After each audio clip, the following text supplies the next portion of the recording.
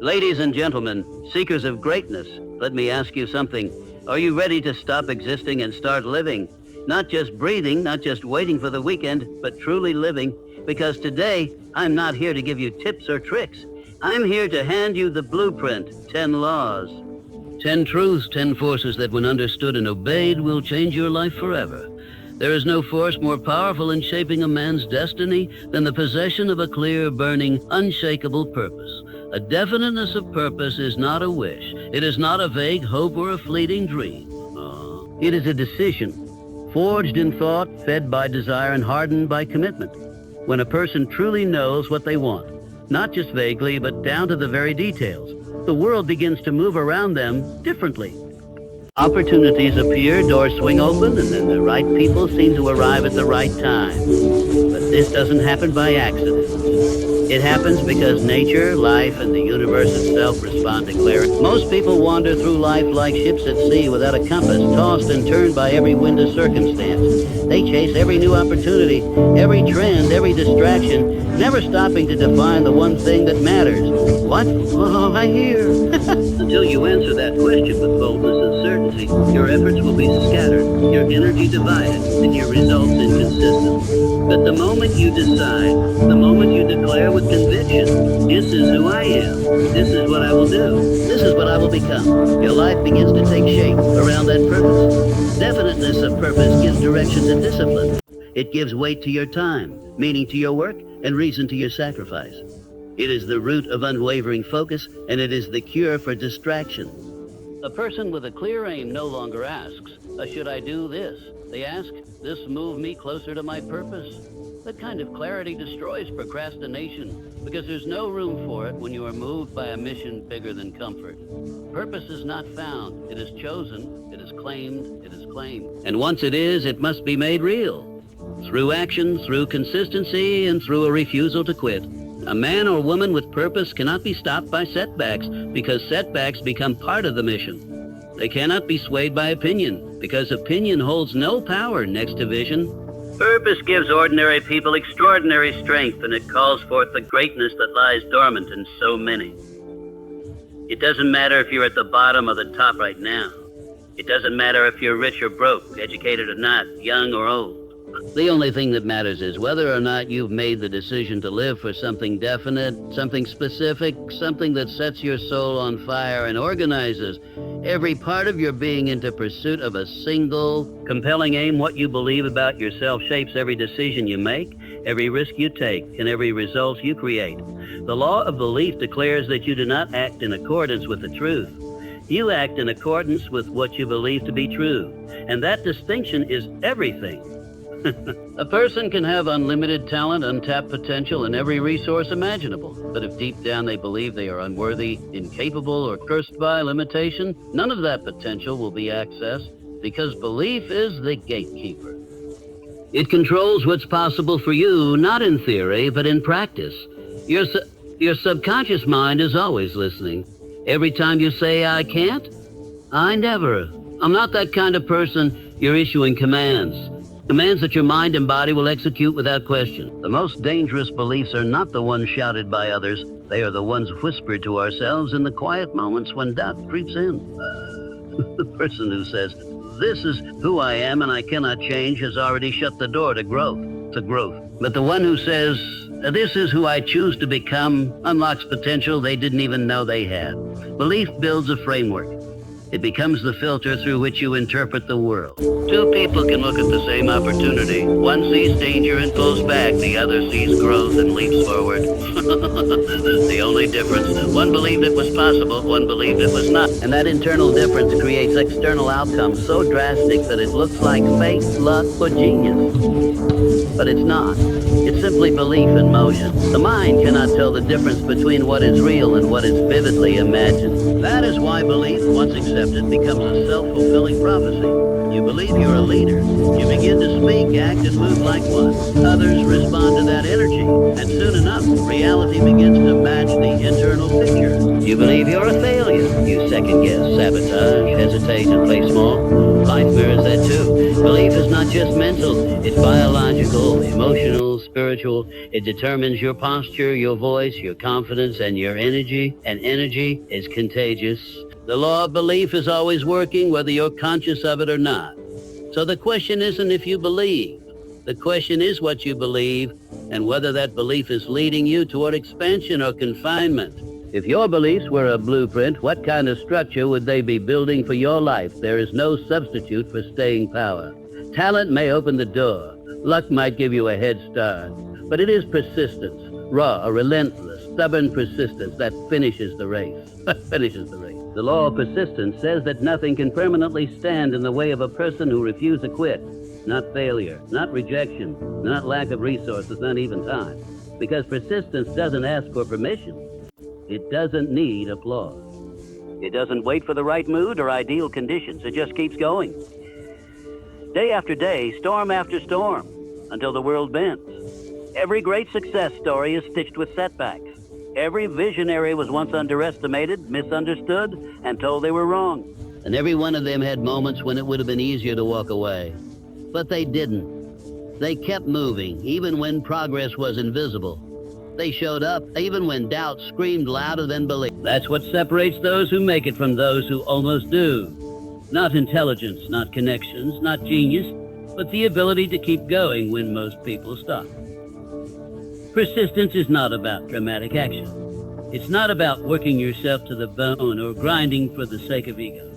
It's about consistency with intention. It's about showing up on the days when it's boring, thankless, quiet. It's writing the next page, making the next call, training one more hour, long after the excitement has faded. Momentum doesn't belong to the most gifted. It belongs to the most committed. Quitting is always easiest when results are still invisible. That's when your mind starts negotiating, offering a way out. Well, maybe this isn't meant for me. Maybe it's not working. But that's the exact moment when you have to push. Because what feels like the end is often just the resistance before the breakthrough. Success doesn't knock politely. It tests your endurance. It asks.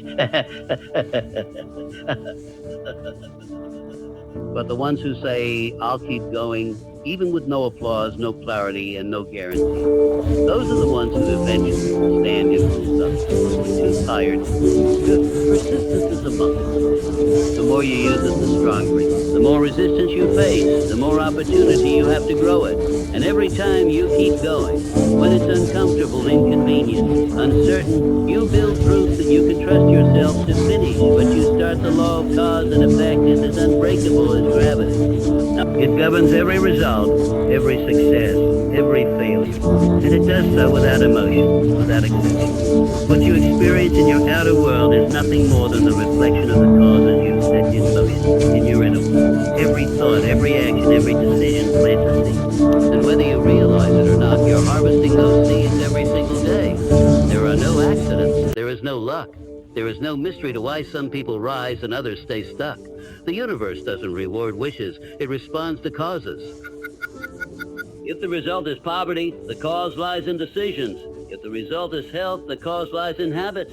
If the result is peace, the cause lies in discipline of thought. And the beauty of this law is that it puts power back in your hands, because if you are the cause, you can change the effect. Most people live their lives reacting to effects, chasing money instead of creating value, chasing happiness instead of creating purpose, chasing confidence instead of creating competence. They look at their results and blame circumstances, luck, or the behavior of others. But real power begins the moment you stop asking, why is this happening to me? And start asking, what cause did I set in motion to create this? Let's shift from victim to creator, the beginning of transformation. The law of cause and effect is exact. Repeated causes bring compounded results. You can't eat junk food for 5 years and expect a healthy body. You can't lie to yourself every day and expect peace of mind. And you certainly can't avoid discipline and expect success. The equation is not confusing. It's just uncomfortable because it puts responsibility where it belongs. But the flip side is where freedom lives. If you can trace any unwanted effect back to a cause, then you can eliminate that cause and replace it. You can set new causes into motion. Better thoughts, better standards, better actions, and know with certainty that the effects must change in time. It's not a matter of if. It's a matter of alignment and consistency. Everything in your life is connected by this law. Your relationships, your income, your reputation, your mindset, all results of what you've thought, said, and done repeatedly over time. You become a product of the environment you tolerate, not occasionally. Oh, the law of environment declares that your mindset, your habits, your expectations, and even your identity are deeply influenced by the people you associate with, the places you spend time in, and the energy you allow into your space. Your environment is either fertilizing your growth or feeding your excuses, and the difference between the two is everything. If you surround yourself with complainers, you will begin to find reasons to complain. If you spend your time with people who normalize mediocrity, you will begin to lower your standards. But if you step into an environment where hunger, discipline, and belief are the norm, you will begin to rise, even if only by proximity. Human beings are highly adaptive, and we absorb the emotional and behavioral climate of our surroundings more than we realize. You think you're making independent decisions, but in reality, much of your behavior is being shaped by what you see, hear, and feel around you. Excellence must be chosen, but it also must be protected. You cannot grow in toxic soil. You cannot become your highest self while constantly bathing in low-energy conversations, pessimism, gossip, and fear. You may have a vision that burns inside of you, but if your environment doesn't support it, encourage it, challenge it, and stretch it, that vision will suffocate. And it won't be because you lacked ambition. It'll be because you stayed planted in the wrong place for too long. Audit your circle. Hunt your circle. Who challenges you to be better? Who holds you accountable? Who sees the greatness in you even when you forget it's there? And on the other side, who drains you, distracts you, and keeps you small by feeding your old identity? These are not emotional questions. They are strategic ones. Because your life will rise or fall to the level of your environment's expectations. But it's not just people. It's also your routines, your surroundings, your habits, your digital inputs, your physical space, cluttered mind, chaotic mornings, scattered focus. When you build a clean, intentional, high-energy environment, you remove friction, you reduce decision fatigue. You create conditions where winning becomes easier because it becomes normal. And once it becomes normal, it becomes sustainable. Environment is not a background detail. It is an invisible hand that shapes your identity, day by day, moment by moment, without you even noticing it's happening. Everything that exists in the physical world began as an image in someone's mind. The chair you're sitting on, the building you're in, the phone in your pocket, all of it was once nothing but thought. That is the power of imagination. The law of imagination states that what the mind can see clearly and feel vividly, it will begin to move toward. Imagination is the blueprint. It is the mental rehearsal before reality catches up. And for those who understand this law, it becomes the most powerful tool for creation and transformation. The average person uses imagination to relive the past or worry about the future. They imagine what could go wrong, who might betray them, or why they'll probably fail, and their body responds. Stress increases, confidence shrinks, and they begin to act in ways that match the image. But the creators, the visionaries, the leaders, they use imagination deliberately. They don't wait for proof to believe in a better outcome. They see it first in their minds and then shape the world around that picture. Your subconscious mind doesn't know the difference between reality and imagination when emotion is involved. That's why visualization is so powerful, not as wishful thinking, but as mental conditioning.